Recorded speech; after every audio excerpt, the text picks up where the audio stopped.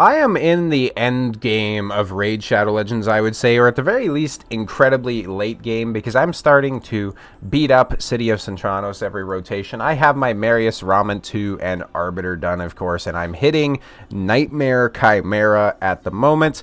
So, if you've seen my video recently, you knew, or you know rather, that the end game can get kind of boring, right? It's often very repetitive. So today, what I want to do is I want to give you a low spender end game player's opinions on the free champions that we've had inside the game. And this is going to be special because I'm not going to categorize fusions as free champions, because while they are free to play friendly, 1000% fusions are free to play friendly always, right? Case closed. You can get a fusion as a free-to-play player. You don't have to spend a penny to do it. It's just resource management, right?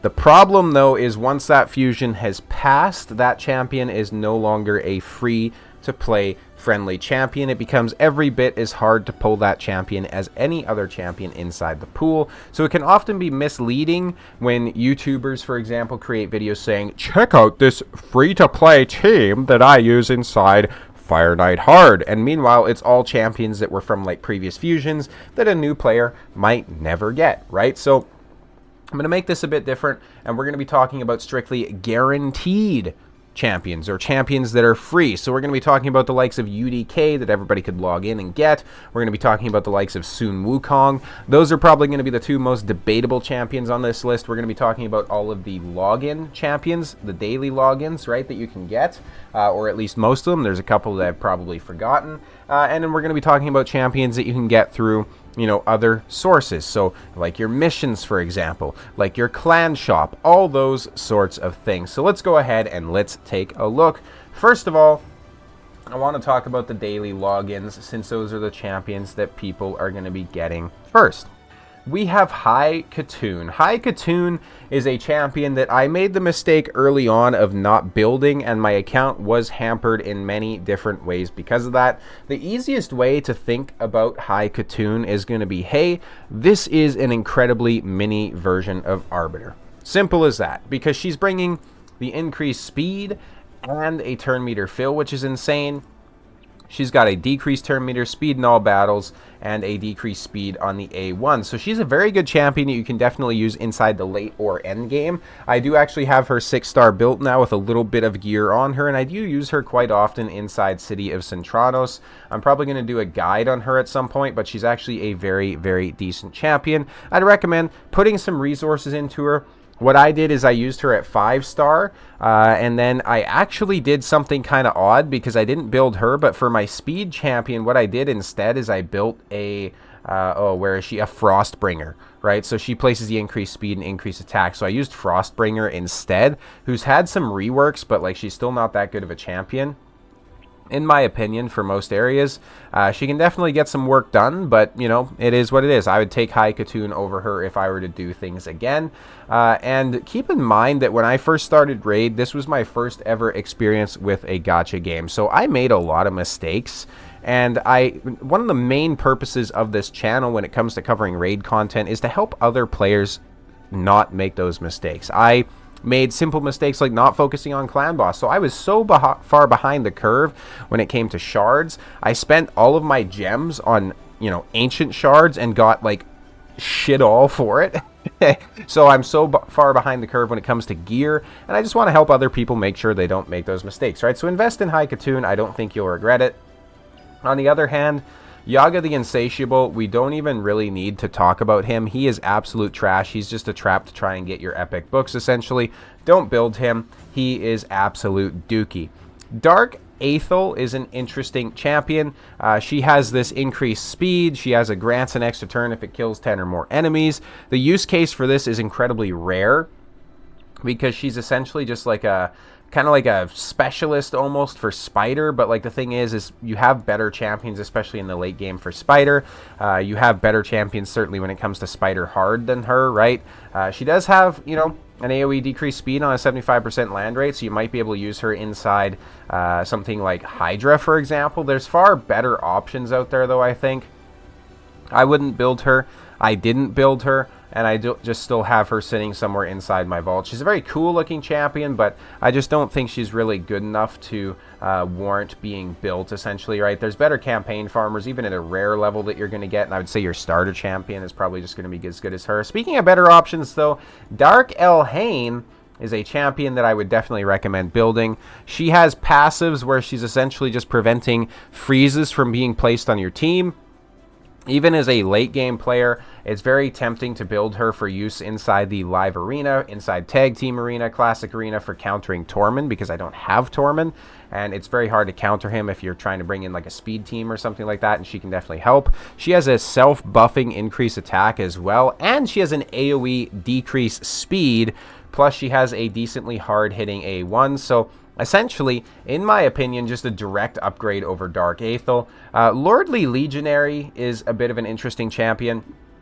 He brings a reflect damage and a continuous heal. He brings an attack one enemy with decreased speed, decreasing the target's turn meter, and then places a heal reduction on the A1. He's somewhat of a Fire Knight specialist, right, with the kit he brings. But essentially, if you're needing Lordly Legionary to do Fire Knight, just bring a Fellhound instead, because Fellhound's A3 is basically the same, and Fellhound's just strictly going to be better. This guy, never built him, don't plan on building him.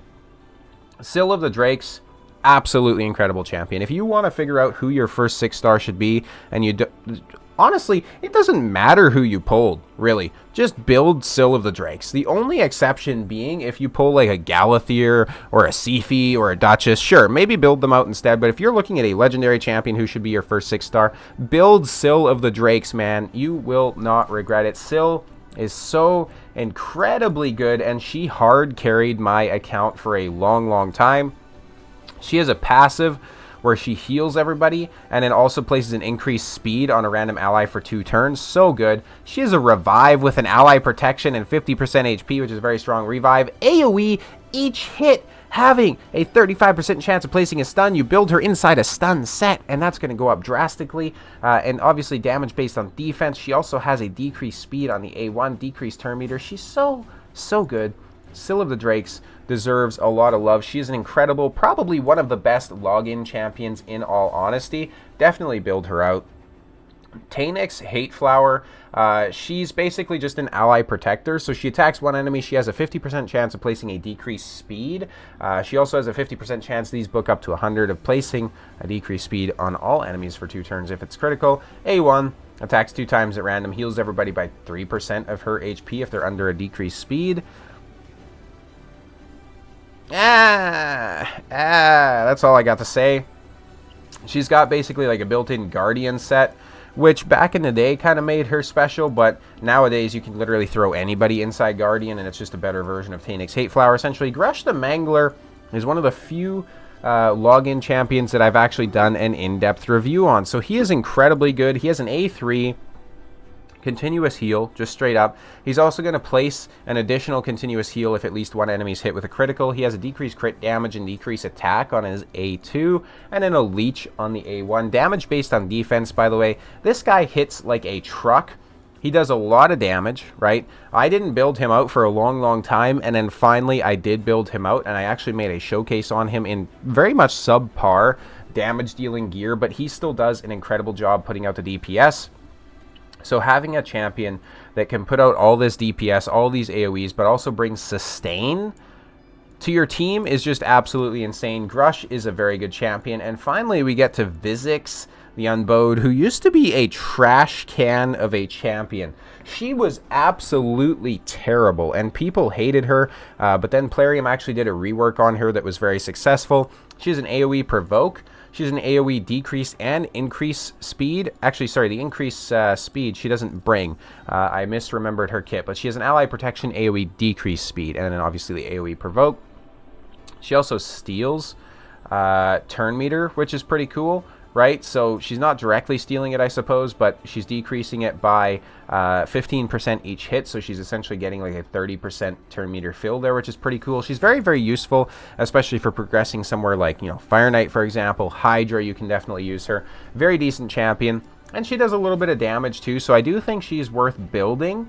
However, just keep in mind that towards the late game, she's definitely going to fall off a little bit. So A big part of this game is trying to minimize, essentially, your mistakes, right? The gacha game, it comes down to one of two options in this sphere, in this space. One, you swipe your credit card a lot and you build whatever champions you want and you have good gear on them. Or two, and what most people are going to experience, is you resource management out the wazoo and you try to minimize how many mistakes or missteps you make, right? So avoiding building a void legendary who's going to take a lot of books, a lot of resources, that's definitely a good way to do it, especially considering we don't have a champion reset in this game like we do inside, you know, so for example, Watcher of Realms.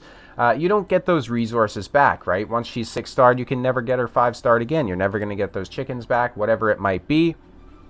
We have a few other champions.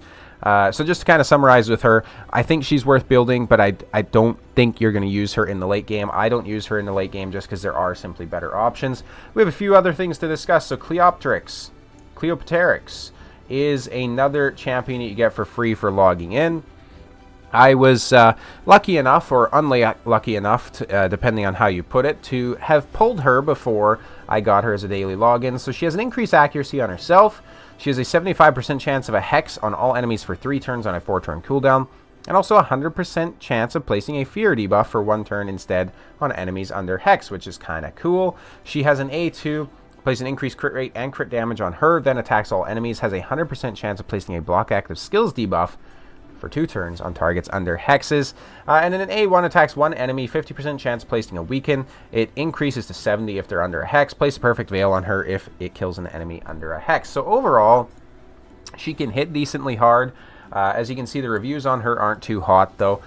She counterattacks with the default skill every time this champion loses 30% or more HP in a single turn. Always counterattacks when attacked if 2 or more allies are dead. She is essentially a solution in search of a problem, is how I would put it. She brings Hex, which is cool, but Fear it has no place inside Hydra. So Hydra is basically where you're using Hex these days, right? With very few, exceptions, right? You could, let's be honest here, just to cut to the meat and potatoes of this, if this had an extra turn on her A3, she would be an insanely better champion because she has such a high base attack and her multipliers are decent, right? So if this says grants an extra turn at the end and then she can go into her A2 that just absolutely demolishes everybody, that would be so cool. She would be a used champion. I would be like, hey, I pulled her, let's go. But as it is, it's just like, it's not that good. She has nowhere that she's really useful because, again, Hex is in Hydra, right? You're not really using it anywhere else. You can use her, obviously, in City of Centranos or whatever, but you can use anybody in City of Centranos, so she's not a specialist for that. And then block active skills you also can't use in Hydra, so if you already used her A3 and there's a Hex out there on the enemy team, she's just doing damage with this, and there's better damage dealers out there. Hell, an AoE HP burner is probably going to do better damage. She's definitely not the best champion, man. I wish you'd get a bit of a buff. Let's go ahead. Let's talk about Eryx, another champion you actually get as a free login as well. A1 attacks all enemies. A2 AoE has a 75% chance of placing a stun. Transfers a random debuff to the targets that receive a stun, which is pretty cool. And then finally an ally protection and a counterattack on herself, as well as, turn meter fill, as well as heals and all that sort of stuff. I actually think Eryx is a very solid champion. She's an HP-based damage dealer with decent speed, albeit a little bit slow in today's meta, as well as very strong base HP, and she's also an ally protector. I think she is a very, very decent champion. I think she's a very competent champion. She can be a good kind of off-brand damage dealer for you, because a lot of the damage dealers that you get from fusions, logins, that sort of stuff are going to be attack-based. So getting yourself an HP-based damage dealer that you could have even as like a secondary pick, for example, in Live Arena or something like that, is going to be so incredibly good that I don't think it can really be, overestimated, essentially, right? So definitely a very decent champion. If I'm not mistaken, the last login champion you actually get is Guurda Bogbrew. She is ugly as hell, right? You don't want to look at her for too long, and the same thing kind of goes with her kit. She attacks 1 enemy, chance of placing a debuff spread, AoE with a weaken, also places 2 poisons on people that don't have a weaken. The poisons can't be resisted or blocked, so essentially you don't want to build her with accuracy because you don't want the weaken to land. But then the poisons will land, and has an 80% chance of removing 1 random buff from all enemies, then has an 80% chance of placing 2% poison debuffs on all enemies. she needs, like, let's get this straight. This is how unsynergistic her kit is, right? 100% chance of removing a random buff, right? That requires accuracy.